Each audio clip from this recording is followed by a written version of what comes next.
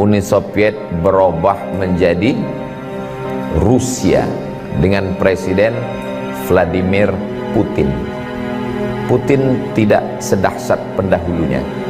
Dia masih mau meresmikan masjid bersama dengan Erdogan. Dia tidak mengusik Islam. Bukan berarti saya pro Putin.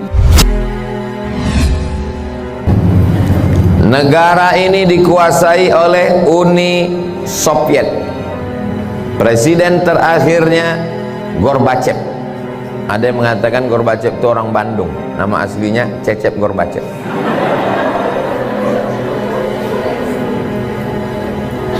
Kita tahu bahwa Uni Soviet komunis,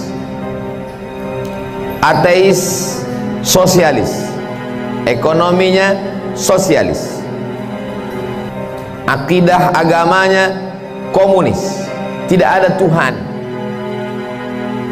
Di antara tokohnya adalah Karl Marx. Pemikirannya disebut dengan Marxisme, mengatakan Tuhan tidak pernah menciptakan manusia. Manusia itulah yang membuat Tuhan dalam pikirannya. Kata Marxis, Tuhan itu, agama itu hanya opium, candu. Sama seperti orang kecanduan narkoba, begitulah orang mabuk agama.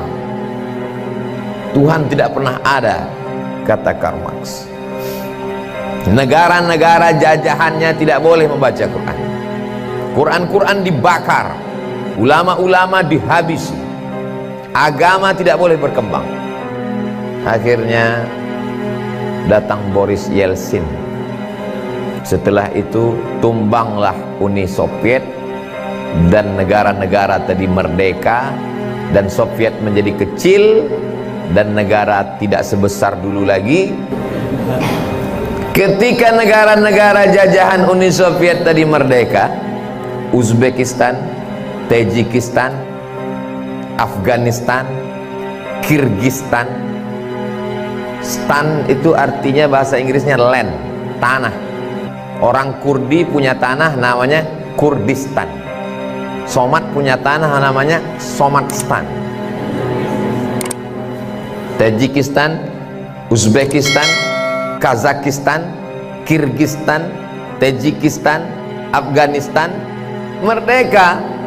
Apakah mereka ini menjadi komunis dan tidak beragama? Ternyata setelah negeri-negeri ini merdeka, anak-anak kecilnya hafal Quran. Ya, Masya Allah dulu, cerita belum selesai. Dari mana anak-anak ini bisa hafal Quran? Ternyata di dalam kamar itu malam-malam tanahnya digali. Digali pasir tanah di kamar itu, lalu kemudian bagian atasnya ditutup pakai papan dan karpet.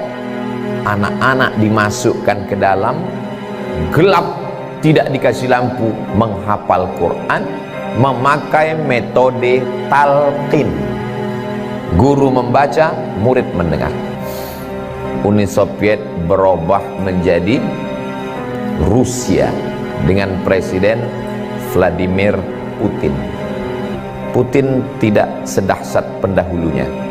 Dia masih mau meresmikan masjid bersama dengan Erdogan. Dia tidak mengusik Islam. Bukan berarti saya pro Putin. Lalu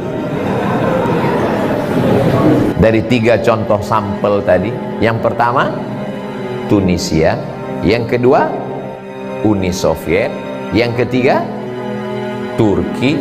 Ini akan masuk ujian akhir semester.